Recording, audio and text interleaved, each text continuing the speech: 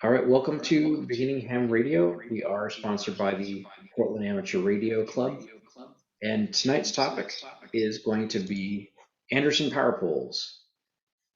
And again, this is going to be informal, so if you guys have any questions, comments, feel free to jump in at any time and ask questions. This will be about 30 to 40 minutes in length, and then at that time, we'll just open it up to any questions ham radio related.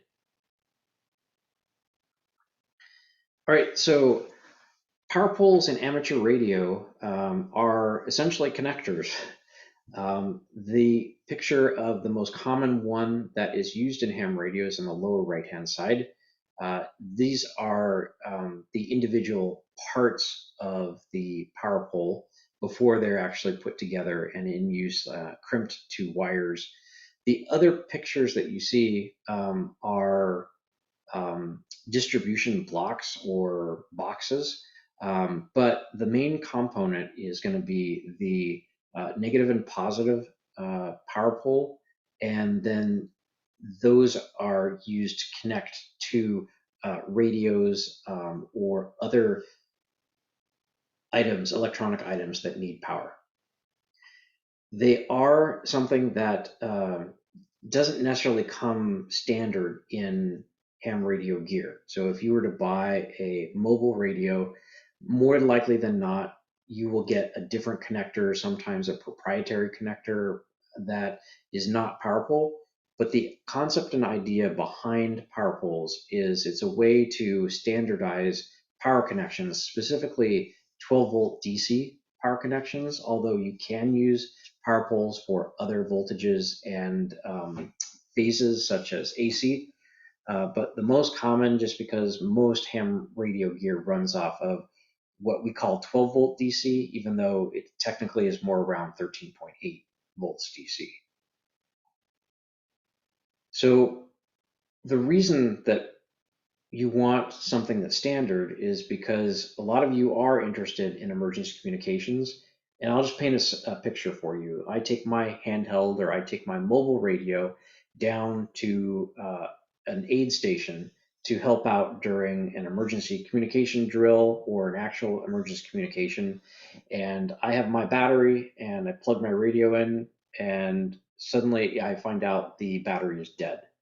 So without being able to like solder or splice wires in the field, I probably would not be able to use that or share somebody else's battery. But if you have standards for the power connections, I could easily just borrow somebody's spare radio and plug it in using an Anderson power pole. The other nice thing is that you can use what you see here in the other three pictures on the left and the top right is you can use something that you can plug one battery into, but then all your other equipment uses it. So for example, your radio, your power supply uses it, your battery uses it, maybe you're using HF a radio and you need an antenna tuner that needs power, so that uses it. I've seen lights, like LED lights, that use Anderson power poles. So that's really the reason why amateur radio has sort of unofficially adopted Anderson power poles as the de facto DC power connection. In fact, I think ARES, which is the Amateur Radio Emergency Services, they have either officially adopted it or at least unofficially, like definitely adopted it. So the components and how they actually fit together. On the upper left-hand side, you'll see kind of just the basic power pole parts for creating one connection. You'll see there's two silver connectors, and that's what you would crimp to one of the wires, either negative or positive. Then there's plastic housing, which is what you see on the upper right-hand side, that either colored red or black, depending on if it's positive or negative. And then most kits still come with what they call a roll pin, and this is something that you can stick inside of the power pole once you have them connected together correctly. not to something else, but just you've made the negative and positive connection and crimp and all that. There's a lot of people that kind of recommend that you just throw the roll pin away. They don't necessarily always stay in the connector once you make it. They are made of anodized metal, and anytime you have little loose pieces of metal rolling around, not always a good idea.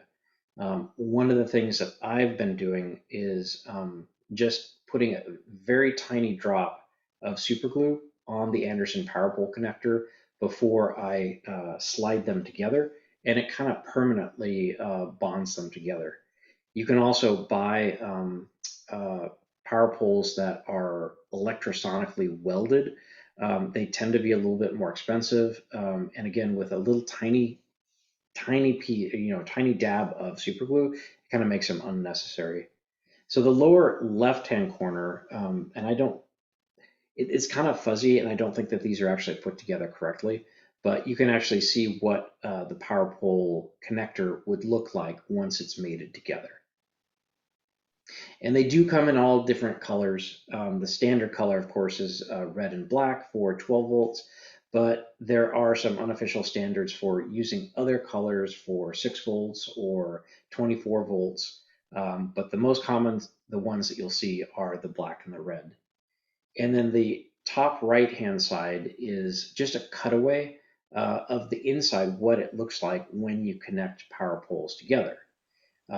They are genderless, which means that it doesn't matter if you uh, have a power in or power out. They both connect the same way, which is really nice because then you don't have to buy a bunch of male parts and a bunch of female parts and make sure that you have the right number of each one.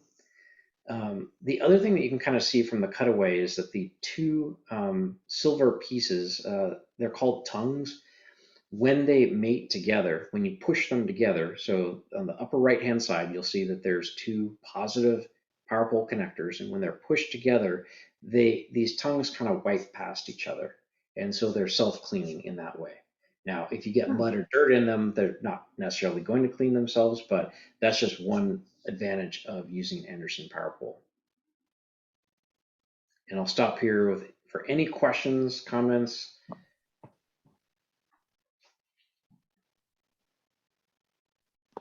Max, Yeah, I'll just uh, toss in here too. Uh, this is an international standard. It used to just be the US and Canada, but now they become quite popular in Europe and, you know, other parts of Asia and other parts of the world.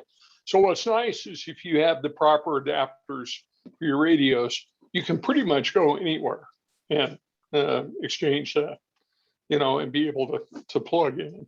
And uh, I don't know if people caught on, the red is almost always positive, the black is negative. So you keep the polarity uh, correct. And it used to be an issue with a lot of the old connectors. You never quite knew when you were plugging it in, if you had positive to positive. And so using the color coded Andersons really helps to solve that issue. yeah, no, thanks, Dan. I did not know that they were international, but yeah, I mean, it sort of makes sense. I don't believe that they actually have their origin is not ham radio use, but ham radio people certainly adopted it, and they're inexpensive enough that it's really easy to buy a bunch of these power pole connectors and kind of just start using them as your standard connection. There are connectors out there that are quite pricey, and so that certainly wouldn't work. I would say about the average price for a power pole connector, and I haven't checked in a couple of years, it's like between about 15 and 30 cents per everything that you see in the upper left-hand corner. So one positive and negative plastic housing and two crimp connectors, and then the little roll pin. All right, so as I mentioned, you have to put these together because when you have, for example, a mobile radio, you want to use the cable or the cord that's attached to your mobile radio. So you'll have to take the Anderson power pole, and if your radio came with a just a bare, uh, end of the cable, then because a lot of times what you'll end up doing is with a mobile radio, you'll hook it up to a car battery, and it's hard to say, from a manufacturer's point, like how exactly everybody's going to do this. So the way that you connect power poles is you crimp them. Some people do solder them. It's not necessarily recommended, just because of the same reason why connections in airplanes are not soldered. They're crimped. Crimping is very reliable.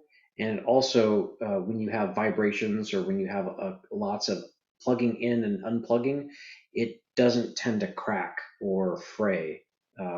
And honestly, if you crimp a power pole correctly, it takes a lot of force to pull that connector off of the wire. I have So go ahead. Max, one thing that is important when you crimp those power poles is you need to get the right gauge of wire and the right connector. So if you go back to the previous slides, you can see there is different sizes of, down on the left, there is different sizes of hole, and you need to make sure that's the right size of wire you're using in those things, because otherwise the crimping won't work well. It will be a poor crimping. Yeah. Yeah, so that's a very good point. And on the lower left-hand side, you'll see that there's three metallic pieces or three connectors that you actually use for crimping. The one on the right is what they call a 15 amp. The middle one is a 30 amp, and the one on the left is a 45 amp. And really the difference is the diameter of wire that it accepts. The more amps, the larger, the thicker wire that you want to use. The nice thing about power poles is that they all fit in the same, the 15, 30, and 45 amp connectors, they all use the same plastic housing. The most standard one that ham radio uses is the 30 amp, which is the one in the middle. But it's really what you want to do is you want to use the correct one for the correct size wire that you intend to use. And I forgot to do it. I'll go grab my props that I have. A lot of the power poles that examples that I have are in the other room, but I'll go grab those in just a second. So when I first started crimping, I bought the crimping tool on the upper right-hand side. It was, I think I paid less than 20 bucks for it. It's really inexpensive, and it doesn't work very well. I think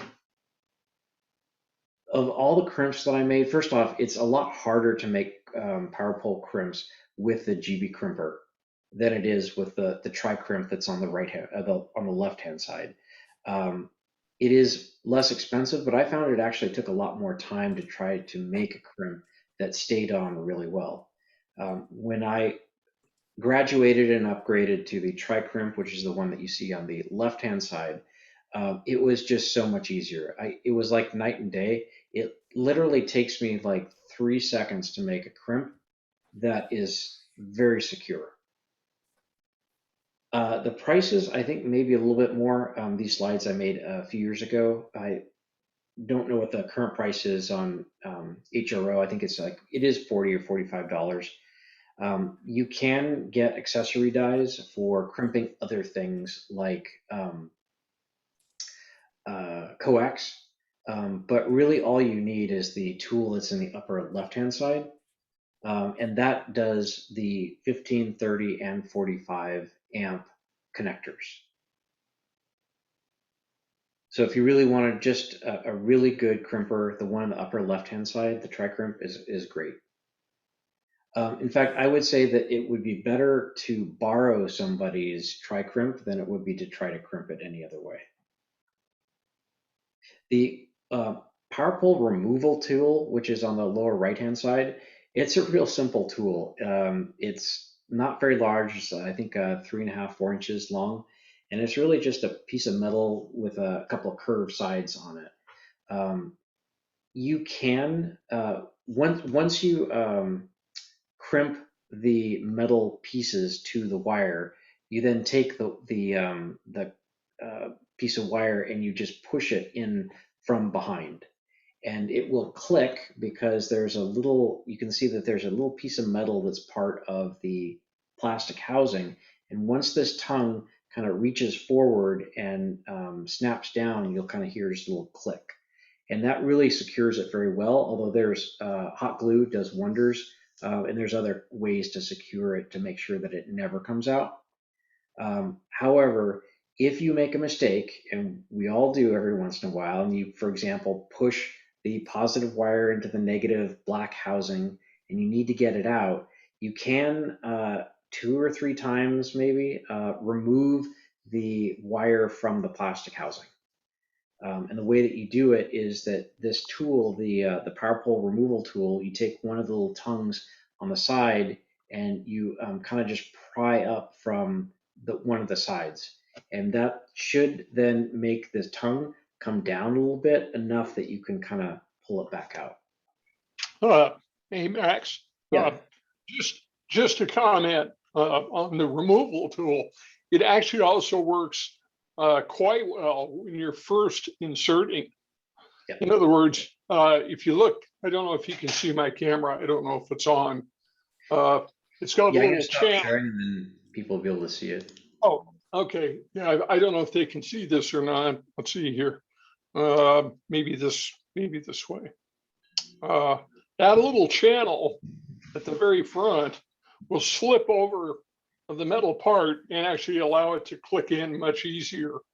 Because otherwise I often find myself trying to use a thin screwdriver to do that push into the housing. So I actually use this more to assemble than I do disassemble, and it works quite well for that. If that makes sense. Do you understand? I don't know if people understand what I'm saying. It's after you crimp it on, you have to push it into the housing. But this tool works quite well to allow you to insert it into the housing and get a positive click. Yeah, thanks for that. Let me continue sharing. Yeah, you can use other tools. Like I do use like a very tiny pair of pliers that have like a needle nose on them to try to push it in there if I don't happen to have the removal tool. But I would say that the removal tool, it's really very useful for pushing the wire into the plastic housing until it clicks. So there are a lot of different types of connectors. I put some on this page, and this kind of illustrates like why it's really cool to have a standard. For example, if you have a cigarette lighter adapter in your car, you're actually able to then just use this adapter to create a power pole connection.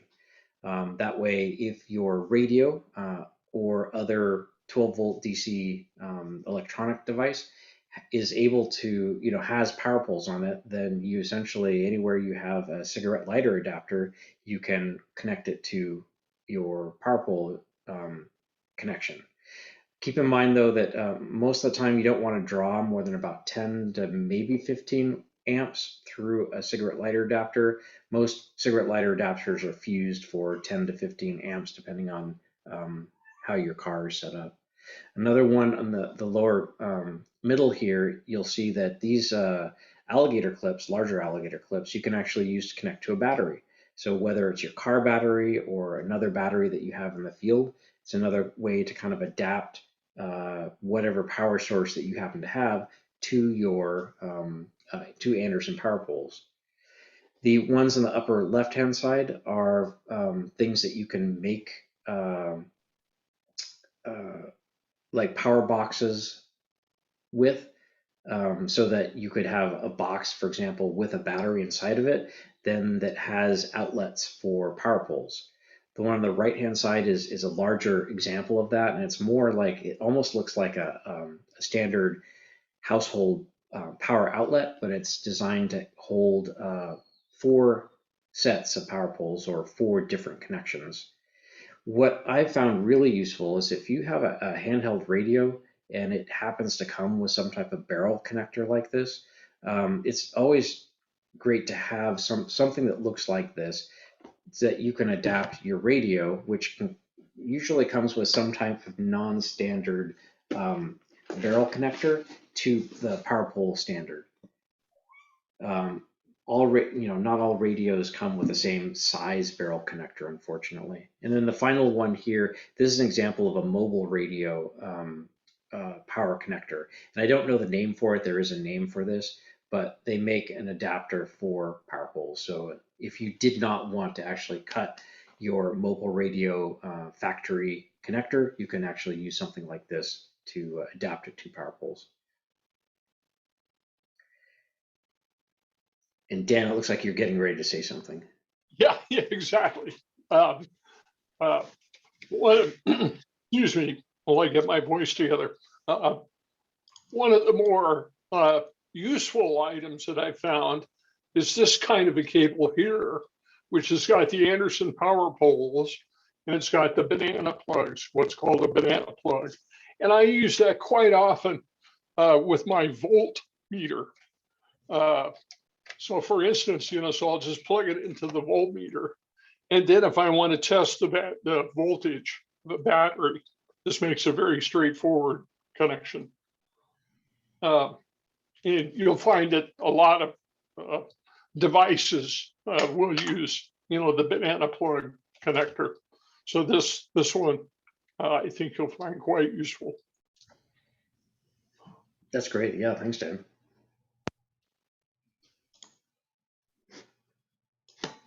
All right, give me a second. I'm going to share the screen again.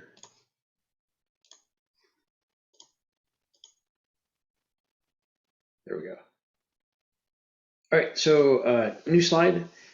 So there are DC cables that you can use with power poles. The upper left-hand corner shows you a picture of all the different sizes or gauges of cable that you can use with Anderson Powerpole. Now, you're not limited to this type of cable. It's just really handy to have cable that has both black and red, denoting negative and positive, when you're using Anderson Powerpoles. And they come in different sizes, and they're not necessarily made by Anderson. The cable itself is usually made by somebody else. One of the more popular companies that makes power pole stuff is called PowerWorks. And so this is my roll of 14 gauge, 100-foot PowerWorks cable, and it's black and red. And it comes with bare wires that you can then strip and crimp on the power pole connectors.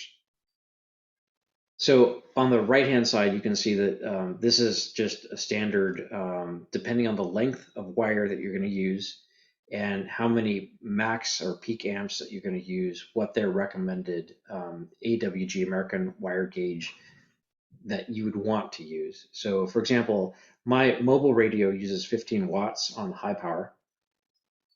And let's say that I'm gonna go for a maximum of 10 feet, then I want to use at least something that's 18 gauge. 18 gauge is pretty thin. And so what I end up doing is for most of my power pole work, I'll use 14 gauge unless there's something that I am using that draws more than 15 amps. Then I'll use 12 gauge. I rarely use 10 gauge just because I'm not using that many amps. I mean, even a 100-watt HF radio typically doesn't use much more than 20 to 25 amps. So it's not like you have to buy a lot of different sizes of cable.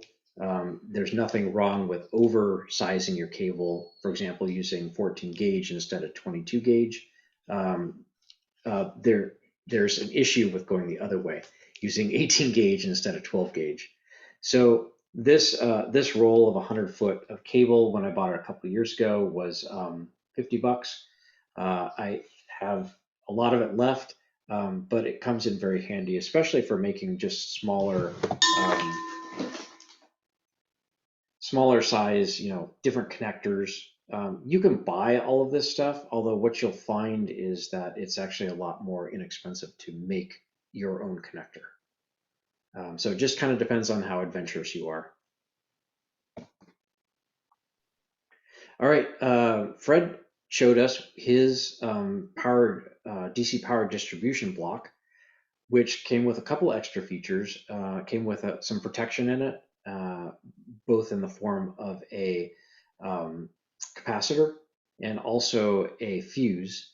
It's always a good idea to fuse, at least have one fuse somewhere, especially on a battery or at your radio.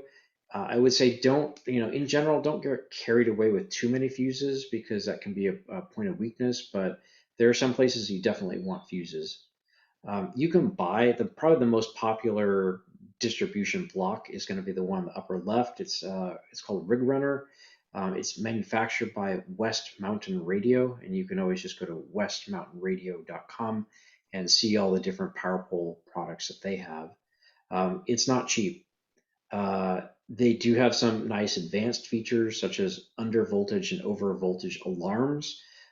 Some of them have under voltage shutoff. Some of them have the display that displays the current voltage. But the one in the upper left, I believe it's over $100. And it is a 7 outputs and 1 input. And each one of them is fused. So the input's fused and all the outputs are fused. And there's nothing wrong with that, but you can also just use individual fuse cables like this if you wanted to.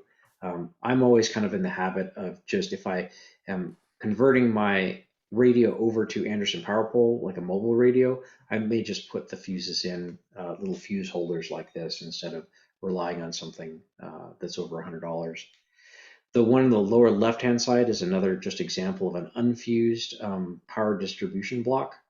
They generally run between $25 and $40, which still seems quite expensive for what it is, but they're pretty nice because what you'll find is that once you start building these power pole things and you put power poles on everything, you're like, well, I have one battery, but I have 3 devices. And so how are you going to power the 3 devices from one power source? There are power supplies that come with Anderson Powerpoles already built in. The one in the upper left, I have a few of these. These are a 30 amp switching power supply, and they come with power poles on the front. They also come with terminals on the back if you wanted to, connect up just some terminals to it. But I really find that it's very handy to have power supplies with Anderson Powerpoles on it, because really, after I've converted a lot of my electronics to Anderson Powerpoles, just plug it in. A lot of people either make or buy battery boxes. And these you can put lead acid batteries in it or lithium iron ferrophosphate batteries in them. But what they'll do is they'll take some type of distribution block and they'll just put it either on the inside or outside. So these are those rig runner distribution blocks that you've seen that they just bolt onto the outside of a standard battery box. Here's an example. This is an ammo box, costs around $15 at some sporting goods stores. But this is just somebody took an ammo box and they put a battery inside of it, put a meter on it, put a distribution block on it, put an on-off switch on it, and that's it. You can buy these boxes. They're not cheap. They sometimes run well over $100. But if you're interested in making it, it's certainly you can make something like this for less than 30. And then of course Goal Zero. In this picture, I don't see where they have the Anderson Powerpoles, but Goal Zero, a lot of them do come with Anderson Powerpoles, which is really helpful. So if you want just an off-the-shelf power source that's really easy to manage and has AC and DC on it, can be charged by both plugging it in the wall and by solar, Goal Zero is a good way to go. It's just not very inexpensive. And I think this is my final slide. There are a lot of different websites that you can buy Anderson Powerpoles, and if you're in the Portland area, you can even go to Ham Radio Outlet in Tualatin and purchase bags of the actual Powerpole pieces. They also sell the cable, and they also sell ready-made adapters with a bunch of other things. They also sell the tri-crimp, which is this device, and it's really easy to use. You just kind of open up the jaw. Here's the front of it, and you just put the Powerpole connector with the cable already pushed into it. You just crimp it until it doesn't crimp anymore, and then you let it go, and it comes out with a perfectly crimped Powerpole connector.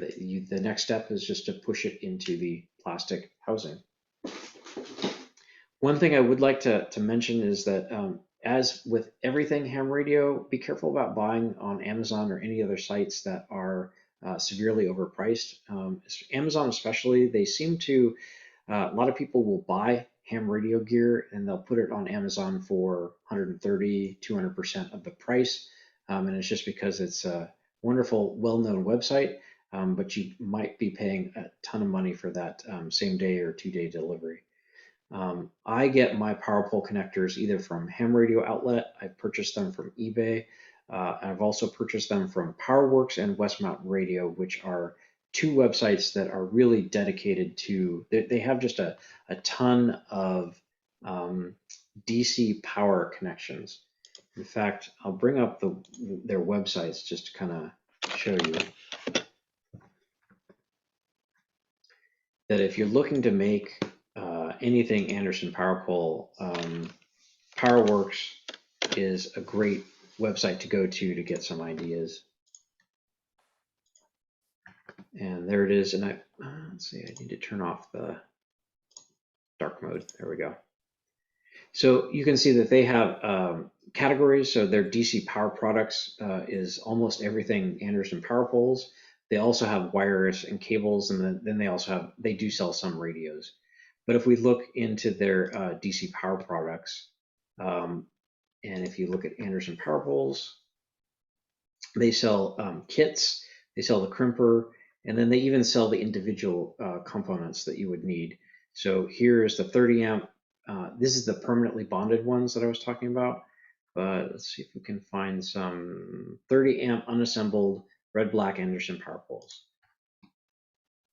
And depending on how many sets that you buy, the price goes down.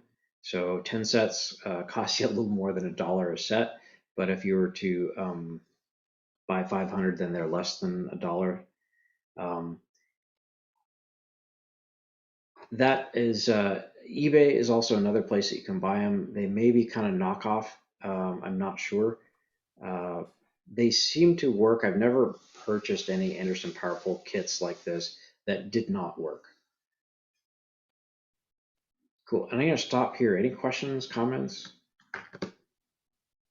I have a Fred? comment. Yeah. So one of the so when you are making a Powerpole cable, you need to really be careful on how you're going to put together the red and the black, because there is different ways to put those things together, and it's easy to put them wrong and then plug them and fry something. So that's the one thing you really need to be careful when you assemble those Powerpole. So that's kind of a down for the Powerpole, but it's also up, because if you, for example, if you have a solar panel and you want to put a Powerpole on that solar panel, but the solar panel comes in 24 volt, for example, you don't want to mix those things. So you can assemble those things, the Powerpole in a different way that solar panel won't be able to plug on the 12 volt line. So it's a plus and minus at the same time. Yeah, that's a really good point. So I guess one of the things I can do is show everybody, these are the two pieces, and almost always they're sold separately unless you buy them already bonded. So these are the plastic pieces, and this is what you really need to make sure, like Fred said, are put in the correct orientation. So on the sides of them, you can see that there's little indentations. So it's either like a indentation or let's see if I can. Oh, there it is. On the other side, there's like an extra tab, and they just slip into each other. And the correct way to do this is like this. So where I call this the tongue part. No, yeah, that is correct. It's just the Yeah, it's video. correct. Uh, so the tongue part is this bottom, what I call the bottom, and the way that I always remember it is that in this orientation, holding it this way, the red one is always facing towards me. Now, what I do recommend is that when you start putting these together, just do a quick Google search on PowerPole installation tips and general things. And this is a file that I just found from ARRL. And all I did was Google like PowerPole assembly, and it will tell you exactly, how to strip the wire to make sure that it's correct when you're going to crimp them, and what orientation that they go in. You can see this is correct, this is incorrect, this is incorrect. So it does give you a lot of You're not tips sharing. on how to do it. Because the last thing that you want to do is show up with a cable and you're like, oh, I put it together the wrong way, and you can't use that for anything. So if you take the red, for example, and you rotate it for 90 degrees, you can still put them together. And that cable is going to be a special cable that you won't be able to fit into any other, ham radio 12-volt cable. Yep. So this technically is incorrect. If you wanted to protect it somehow, like make it sure that nobody else can plug into it, then this would be a good way to do it. So what I did over the years is just buy a bunch of PowerPole connectors, and I just put them into a box. So I have 15, 30, 45 connector things, and then I also have a bunch of the plastic ones. And then I even have a bunch of them that I put together. I've already, put a dab of super glue between them before I slid them together. And I have used them in the past for other electronic things that weren't necessarily ham radio. So you can put all different color combinations together. I even used them for a hydronic heating system that I had. I really couldn't come up with a really good way to splice together 14 different electrical wires all together, but the PowerPole was the way that I ended up going, and it worked really well. Cool. Any other questions? Did you read out 14 different colors? I didn't use 14 different colors because there was still like a positive and a negative, but I think it was 24 volts AC. I have a positive negative question. Yeah. So because this is for beginners, yeah. So I don't have any experience using a meter. So I know the red is for positive, and then the black is for the return path. And then you use your meter on your existing thing to find out which one is which, and then you'd add a power pole adapter to the wire of the new equipment, and then you'd check to make sure that the hot is in the right one, and then the cold or the return path is in the black plug, and that it's not upside down. Yeah. And thank you for taking it all the way to the beginning for me. Yeah. Yeah, that's exactly right. So here is an example of a PowerPole connector that I put together myself. And this is a reverse barrel connector. So most of you are probably familiar with barrel connectors, that this is what you plug the barrel connector into. So what I do a lot of the times is if I cut, because this I cut off of something that I didn't need. So I'll cut it off, and the question is, well, which of these two wires is positive and negative? Well, the way that I design almost all of my barrel connectors is that the ring, or that middle piece, is always positive. I think I said that right. So the middle piece is positive. The tip is positive is what I'm trying to say. So I just use a voltometer and I put it onto the diode checker, which just beeps if there's continuity, means that there's electrical connection there. So I'll touch it to the very middle piece there, and then I'll touch it to one of the wires. And if it beeps, that means that it's the red, and if it doesn't beep, that means it's the negative. Awesome. That's exactly what I needed. Thank you very much. Yeah, no, it's a great question because you know, you can try to remember like when you're cutting off your barrel connector wire and you want to put power poles on the other end, you can kind of be like, oh, okay, well, I think this is positive. I think this is, so I just cut it off and then just check the continuity later. Cool. Any other questions?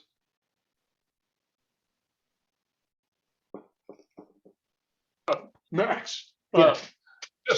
just a comment that the Bio-Enno, the Bio-Enno brand of LiFePO 4 batteries, they are somewhat expensive, but they do come already with power poles, and they also come with the other type of connector should you need it. So, you know, they're becoming pretty standard. Also, this is like a really tiny power pole distribution block that, you know, when I'm doing a soda outing, so it's pretty small. The drawback is it isn't fused, but, you know, I can plug one source in and I get 3 out.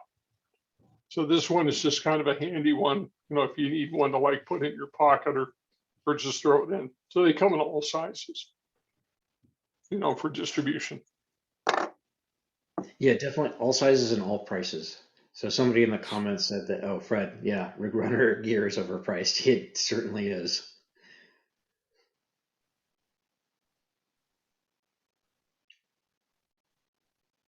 Cool. Any other questions? And we'll open it up this time. Any questions ham radio related?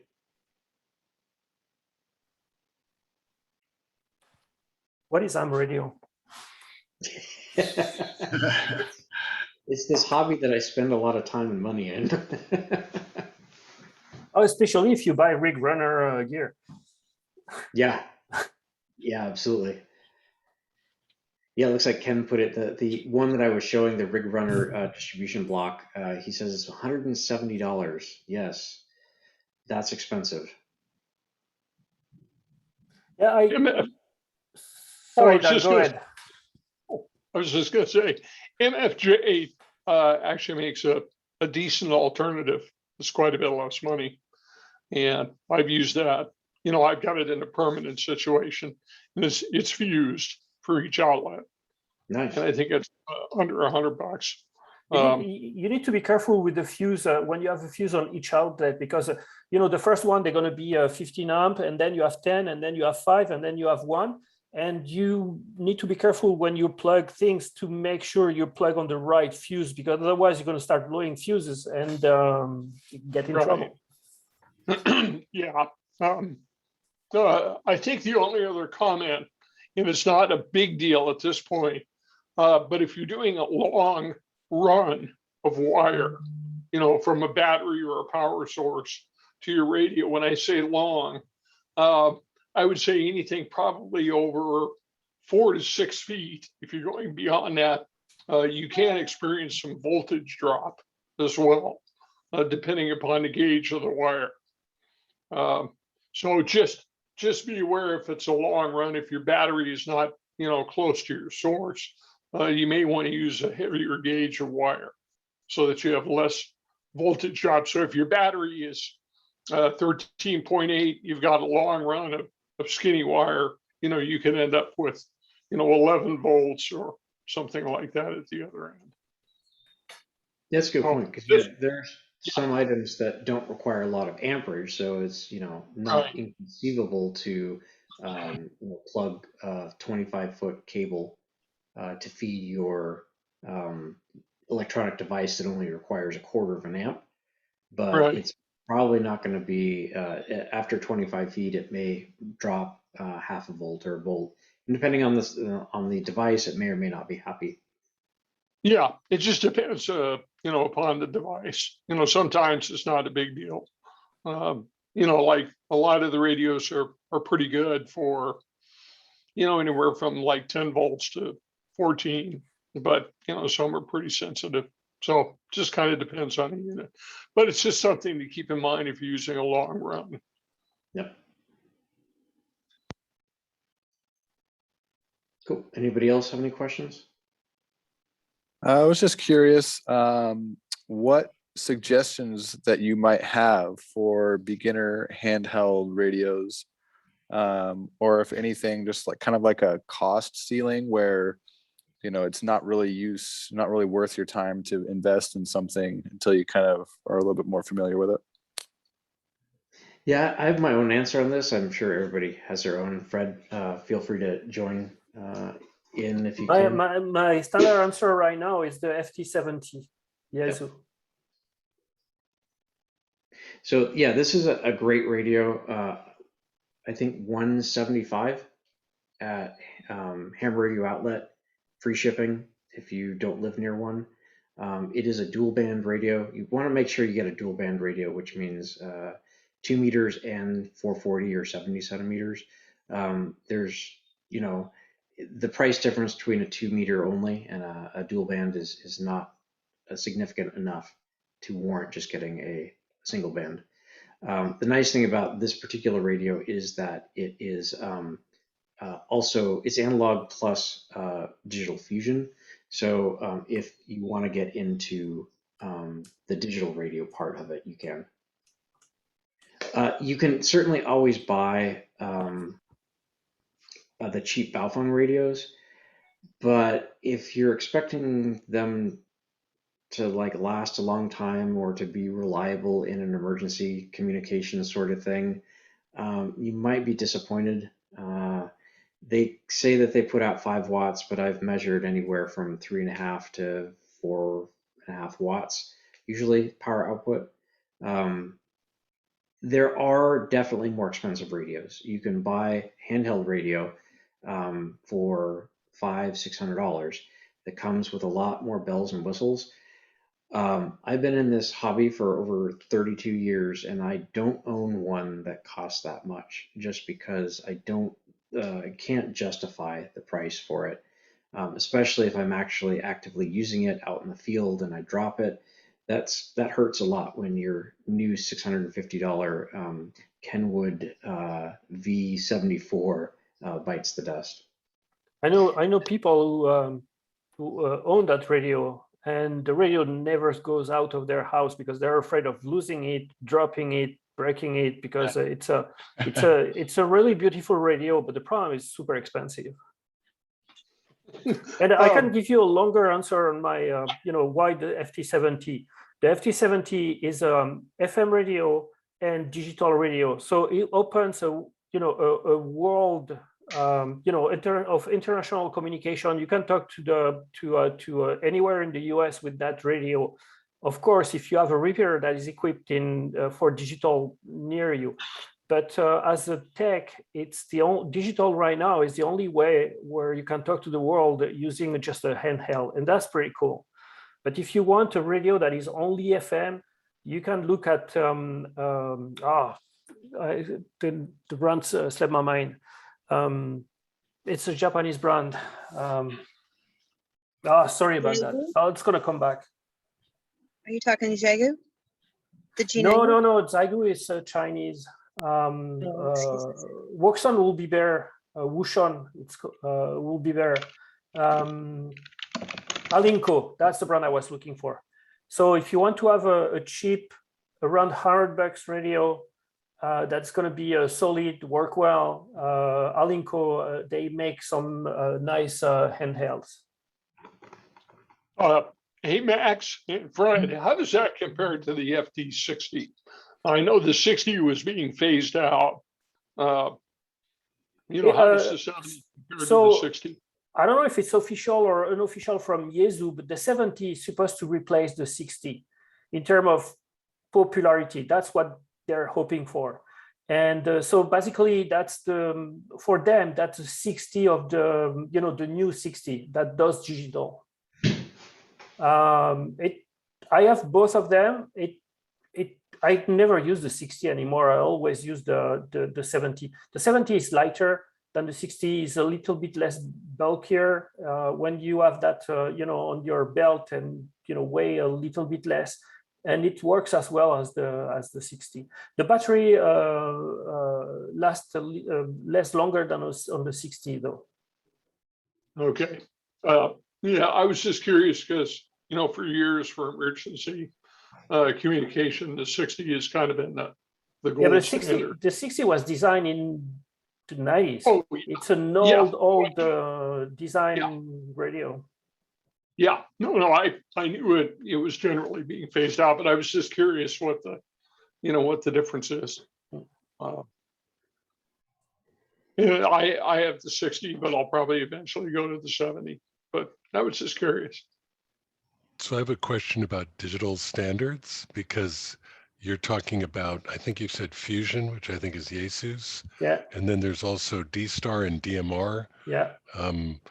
Are there radios that handle all three? No. Or is there one that's, no. Are any of them going to become a standard? No, probably not. Okay. So that's something I'm going to talk about next. I think it's next week, Max. Oh. I think it is. Yes. Yeah. So next week I'm going to talk about digital radio. So it's not because you have a Fusion radio that you won't be able to talk to someone with a DMR radio, but you're going to have to go through something. You cannot go direct. Gateway of some sort. Yeah, you're going to have to go through a hotspot, a repeater, a gate. I mean, somewhere, there is a server somewhere, a machine that's going to do that translation for you. But I talk every day to people coming from D-Star or DMR, from any mode, basically. Okay. So I think, Sam, were you the one that asked that question? Yeah. Did that answer your question? And I guess I should definitely. Yeah. I figured, my brother, like I said, he just got this like $35 radio, and I just talked it over with my dad, and like, it seems like it works. It probably doesn't have dual band to be able to do, digital as well. But I was just curious. I just figured I'd ask if there was, some suggestions from around the group on what what to look for a radio. Yeah. But yeah, and it definitely helped. Thank you. And I always, like, people ask that question, and then I always forget to clarify it, like handheld or mobile radio, because they're definitely different answers. So Dave asked about a Ranger cell and ham unit. I'm not familiar with that unless you're talking about the one by our. Isn't it R Finder or something? Yeah, R Finder. Yeah. So let me just bring up their site. That is a very there's three or four companies out there with these types of products, and I'm just trying to get a beat on when they might be reality. So R Finder, they actually have in the past shipped radios like the one that they have that's going to come out soon. I've seen that they have discontinued them, which is interesting because they're relatively new. They are incredibly expensive. I think that the price that they're asking for, Dave, I gotta just mute you, is almost $1,000 for these the radios that look like. So the B1, it looks like their list price is $1,200. I'm sure it's a wonderful radio. It basically has a repeater directory built into it that's always updating itself. The UI looks incredible. There's just no way that I could justify buying something like this for that price, even with the free battery. But that's just me.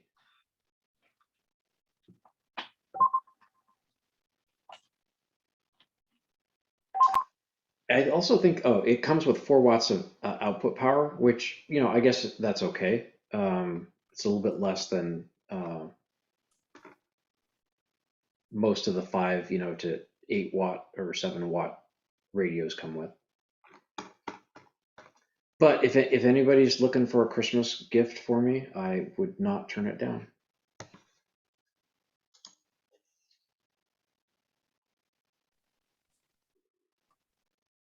Wear it on a lanyard. Say that again? I said, wear it on a lanyard. Yes, absolutely. Make sure you don't drop it. Cool. Any other questions?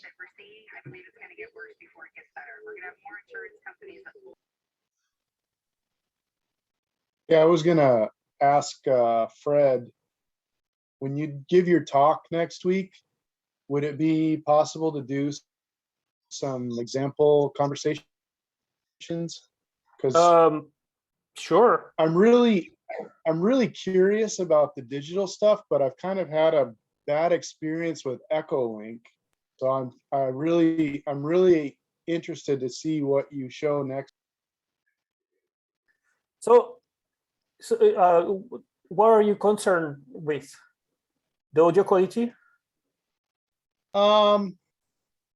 Partly that, partly like you check into all these groups and nobody's on. And so I don't want to spend money on a radio where there's 10,000 groups, but you can't find the one where there's actually anybody talking.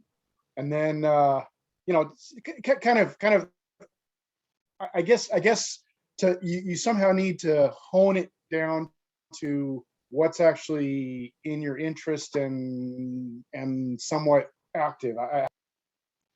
Yeah, that's a good point. So if you're interested by talking to your friends locally, I mean, there is no point to go digital if your friends are not on digital.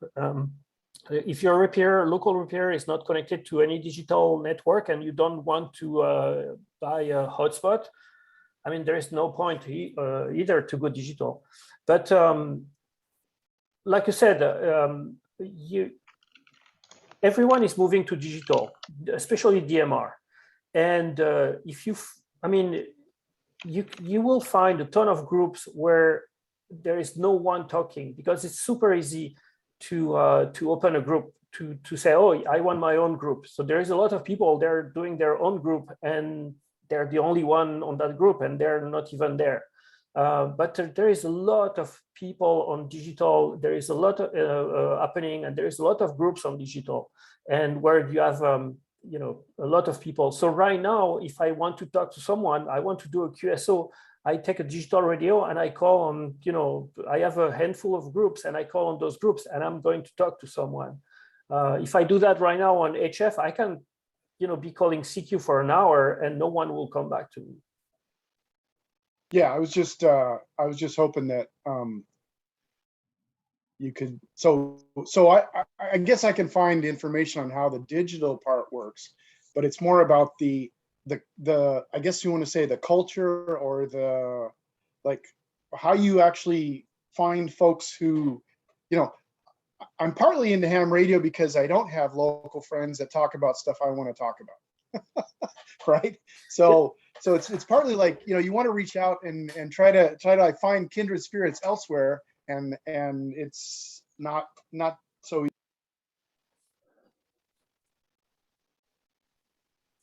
I think it dropped. Gerald dropped, but yeah, that's going to be the most challenging thing, is to find people that you enjoy talking to on the radio.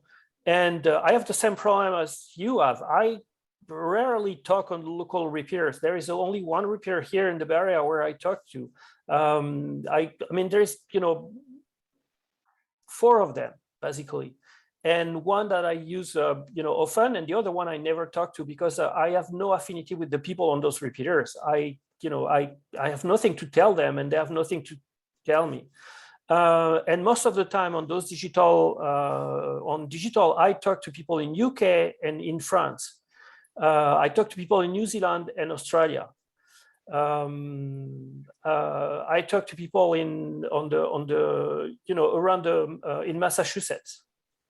So that's mainly, the area where the people I talk to kind of live. And I can do that because of digital radio. I couldn't do that with HF right now. Yeah, well, that's what's intriguing about this, the digital stuff. It just seems like my first foray with Echolink didn't seem to pan out. Echolink is an I old wanna see technology. what- It's one of the first one who came out, and Echolink is kind of dying right now. No, I mean, there's still people using Echolink, but it's dying off, slowly dying off. It's been replaced by All-Star. I see. In fact, Echolink is a great way to connect repeaters together if you want like a wider repeater base for a net, that everybody checks into. But yeah, Fred's absolutely right. Like if you're looking for a good way to connect to people or chat groups on a repeater, Fusion, DMR, and D-Star are definitely a better technology. The thing is, since you have on digital, you have groups that are topic based, not geographically based. So you have people talking about satellite radio, for example, or they're talking about. So you it's not like on HF on 80 meter. You won't have people talking about politics. I mean, group dedicated to politics or religion, but you can find you can talk to about kind of a little bit of everything. And it really just depends on the group too. Like Jared was kind of alluding to, is just the group dynamics or the culture of the group. There's a bunch of repeaters, probably 20 or so repeaters that are all linked together, mostly in California, called the Wind System. And I used to listen to it a lot, but because of the culture, I could never bring myself to actually join in the conversation. But for some people, they feel right at home. Cool. You have a nice group in not the Portland, in Washington. The Puget Sound system, you can connect to Echolink and through All-Star, and I'm pretty sure you have people. I know people from Portland are participating to their net, so you probably have a repeater in your area that connects to that group, and they have a net in the morning. They have a net at noon and a net at 9 every day. And they're very nice people. I feel, I haven't participated in a long time, but I used to participate a lot on their net because I felt right, at home with them because they were nice people. They were, not talking crazy, and I really like that group.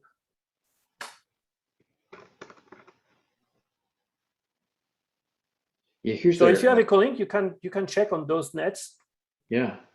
And next week you tell me what you think. I'll put the check it out.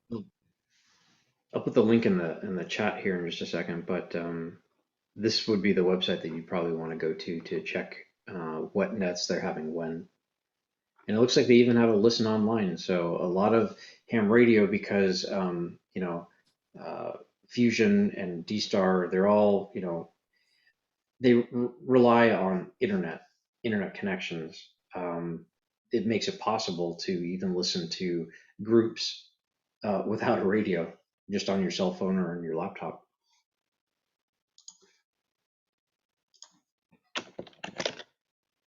Great question. Thanks, Jared. Then, yeah, make sure to come back next Thursday when Fred talks about digital radio. The thing also is you need to press on the PTT and talk to people. I know it's hard. A lot of people, they have a mic fright. And sometimes when you don't know people, it's hard to just, introduce yourself. But if you kind of force a little bit yourself and if you, introduce yourself, you're going to find someone talking to you. That's the most challenging thing in radio, is to press on the PTT and say hello, and then your call sign.